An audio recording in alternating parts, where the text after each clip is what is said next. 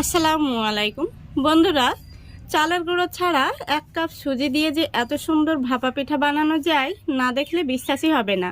শুধুমাত্র 1 কাপ সুজি দিয়ে একটি পিঠা বানিয়ে বাড়ির সকলে মিলে খেতে পারবেন। তো চলুন এই পিঠাটা আমি কিভাবে বানিয়েছি প্রথম থেকে শেষ পর্যন্ত রেসিপিটা দেখতে থাকুন। আশা করছি আপনাদের ভীষণ ভালো লাগবে আর একবার দেখলে যে কেউ বানিয়ে নিতে পারবেন। তাহলে চলুন শুরু করা যাক। তো দেখুন এখানে আমি একটি বড় সাইজের মিক্সিং বোল নিয়েছি আর নিয়ে নিচ্ছি একটা স্টেনার। তারপরে নিয়ে নিচ্ছি 1 কাপ সুজিটাকে আমি স্টেনারের মধ্যে দিয়ে চেলে নেব।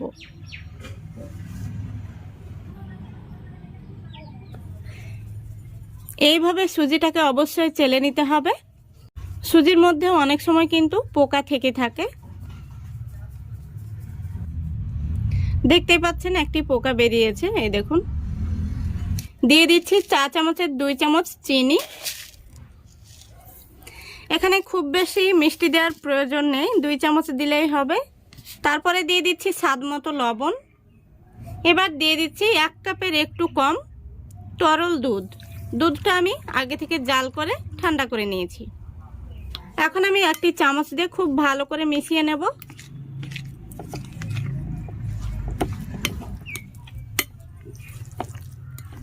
দেখুন খুব ভালো করে আমি মিশিয়ে নিয়েছি। এখন আমি দেখুন 1 কাপের যে একটু দুধ তুলে রেখেছিলাম সেই দুধটাকেও দিয়ে দিচ্ছি। তাহলে এখানে আমার পুরোপুরি 1 কাপ দুধ লেগেছে। আবারও আমি খুব ভালো করে মিশিয়ে নিচ্ছি। তো এখানে কিন্তু 1 কাপ সুজির জন্য 1 কাপ দুধ দিতে হবে। দেখুন খুব ভালো করে মিশিয়ে নিয়েছি। এখন আমি ঢাকা দিয়ে রেস্টে রেখে দেব 10 মিনিটের জন্য। এবার আমি এই পিঠার জন্য নারকেলের পুরটা তৈরি করে নেব। সেই জন্য গ্যাসটা অন করে আমি ফ্রাই প্যান বসিয়ে দিয়েছি। ফ্রাই প্যানের মধ্যে দিয়ে দিচ্ছি হাফ বাটি নলেন গুড়। এই দেখুন। তারপরে দিয়ে দিচ্ছি একটি মিডিয়াম সাইজের নারকেল কোরানো।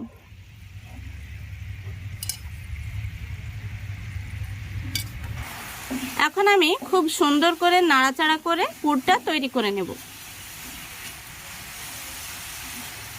আরো কিছুক্ষণ জাল করে পুরটাকে শুকনো শুকনো করে নেব।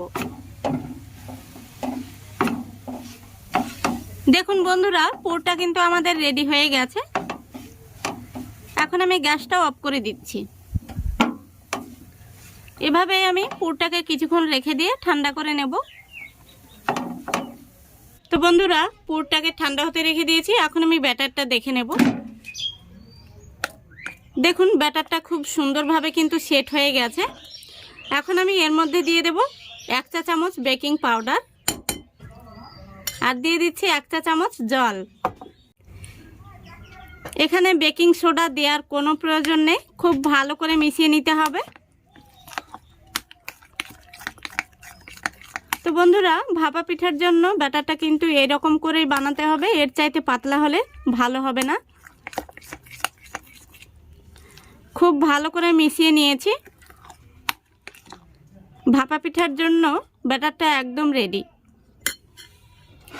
এখন আমি এই ভাপা পিঠা তৈরি করার জন্য একটি মোল্ড নিয়েছি। এর ভেতরে আমি একটু ঘি ব্রাশ করে নিয়েছি। আপনারা চাইলে ঘি না থাকলে সাদা তেল ব্রাশ করে নেবেন।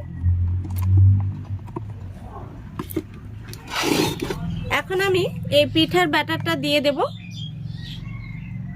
এইভাবে একটি চামচ দিয়ে তুলে তুলে দিয়ে নিতে হবে। তো বন্ধুরা, আমরা যেভাবে একটি একটি করে ভাপা পিঠা বানাই সেইভাবে না বানিয়ে আমার মতো এই পদ্ধতিতে একটি পিঠা বানিয়ে বাড়ির সকলে মিলে খেতে পারবেন। আর খুবই সহজভাবে মাত্র 10 মিনিটেই কিন্তু এই পিঠাটা বানানো হয়ে যায়। এইভাবে ব্যাটারটা দিয়ে একটু সমান করে নিতে হবে। এখন আমি কিছুটা ব্যাটার রেখে দিচ্ছি। এবার আগে থেকে আমি যে পুরটা বানিয়ে রেখেছি এই পুরটা দিয়ে দেব। পুরটাকে দেখুন আমি এইভাবে হাতের মধ্যে নিয়ে একটু চেপে চেপে লম্বা করে রোল করে নিয়েছি। এবার এই রোলটাকে এইভাবে চেপে চেপে একটু বড় করে নিতে হবে হাত দিয়ে। দেখুন আমি খুব সুন্দরভাবে পুরটা দিয়ে নিয়েছি। এখন আমি আবারও যে ব্যাটারটা রেখেছিলাম সেটা উপর থেকে দিয়ে দেব। এবার আমি চামচ দিয়ে এইভাবে পিঠার এই ব্যাটারটা সমান করে দেব।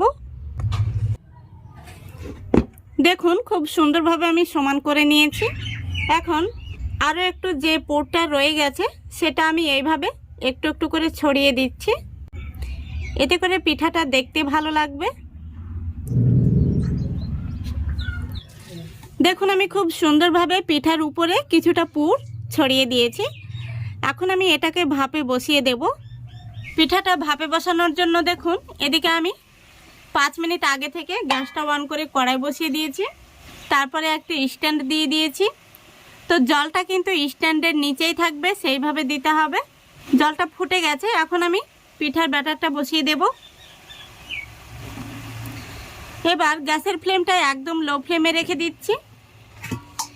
এবার আমি একটি বড় সাইজের গামলা দিয়ে ঢেকে দিচ্ছি। এইভাবে ঢাকা দিয়ে 10 মিনিট লো ফ্লেমে জাল করে নেব। 10 মিনিট জাল করলে কিন্তু আমাদের পিঠাটা একদম রেডি হয়ে যাবে। তো ফিরে আসছি 10 মিনিট পর। দেখুন বন্ধুরা পুরোপুরি 10 মিনিট হয়ে গেছে। এখন আমি ঢাকনাটা খুলে দেখে নেব আমাদের পিঠাটা কেমন হয়েছে। দেখুন পিঠাটা খুব সুন্দরভাবে কিন্তু ফুলে উঠেছে। এখন আমি একটি কাঠি দিয়ে দেখে নেব পিঠাটা ভেতর থেকে হয়েছে কিনা। কাঠির মধ্যে কিন্তু একটুও লেগে নেই, তার মানে পিঠাটা হয়ে গেছে। এখন আমি গ্যাসটা অফ করে দিচ্ছি আর পিঠাটাকে নামিয়ে ঠান্ডা করে নেব। তারপরে আপনাদের বের করে দেখাবো কেমন হয়েছে। দেখুন বন্ধুরা পিঠাটাকে আমি কিছুটা ঠান্ডা করে নিয়েছি। এখন আমি পিঠাটা বের করে নেব। তো দেখতেই পাচ্ছেন পিঠাটা কিন্তু সাইড থেকে ছেড়ে ছেড়ে আসছে।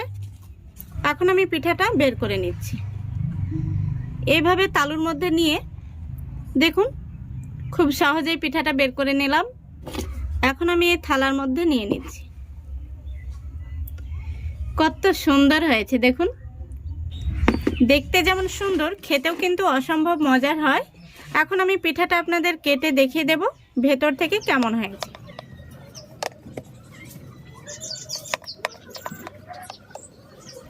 এইভাবে পিঠাটাকে আমি পিস পিস করে কেটে নেব। দেখুন বন্ধুরা পিঠাগুলো দেখতে কত সুন্দর হয়েছে, আশা করছি দেখতে পাচ্ছেন। এই পিঠাগুলো কিন্তু বাচ্চারা ভীষণ পছন্দ করবে, আর শুধু বাচ্চারাই নয়, বাচ্চা থেকে বড় সবাই খুবই পছন্দ করবে।